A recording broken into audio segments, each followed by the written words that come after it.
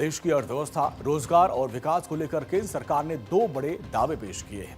एक तरफ राज्यों को विकास परियोजनाओं के लिए 1,09,000 करोड़ रुपए से अधिक का जो फंड दिया गया और दूसरी तरफ प्रधानमंत्री विकसित भारत रोजगार योजना यानी PMVVRY के तहत पहले ही साल में 72 लाख से अधिक युवाओं को औपचारिक रोजगार से जुड़ने का दावा किया गया है।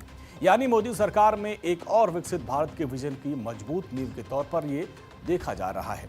यानी विकसित भारत का सपना सिर्फ बड़े विजन से नहीं बल्कि जमीन पर दिखने वाले परिणामों से पूरा होता है। विकास, रोजगार और आत्मनिर्भर भारत। बीते एक दशक में भारत ने दुनिया को दिखाया कि एक बड़े सपनों को हकीकत में कैसे बदला जाता है। सड़कें हो, रेल नेटवर्क हो, डिजिटल इंडिया हो या फिर मैन्युफैक्चरिंग सेक्टर, हर क्षेत्र में बहुत तेजी से काम हुआ है। अब इसी रफ्तार को और तेज करने के लिए केंद्र सरकार ने राज्यों को अतिरिक्त 1.9 लाख करोड़ रुपए जारी किए हैं। प्रधानमंत्री विकसित भारत रोजगार योजना से पहले साल ही 72 लाख औपचारिक रोजगार केंद्र सरकार ने राज्यों की वित्तीय स्थिति को मजबूत और पूंजीगत व्यय और विकास कार्यों को गति देने के लिए जारी की है।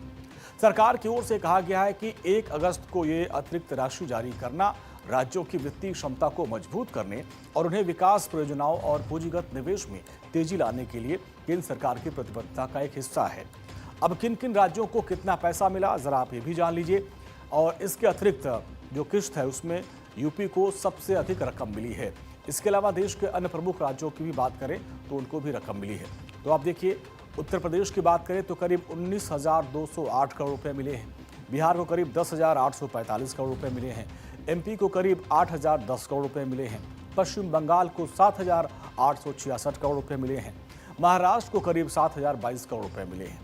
केंद्र सरकार की तरफ से जारी ये एक्स्ट्रा रकम राज्यों की वित्तीय हालात को पहले से अधिक मजबूत बनाने के लिए किया गया है।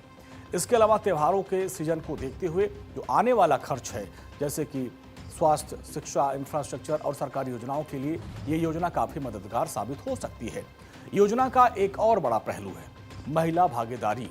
सरकार के मुताबिक लाभार्थियों में लगभग 30% महिलाएं हैं और विशेषज्ञ मानते हैं कि किसी भी विकसित अर्थव्यवस्था को पहचान उसकी होती है महिलाओं की बढ़ती आर्थिक भागीदारी से।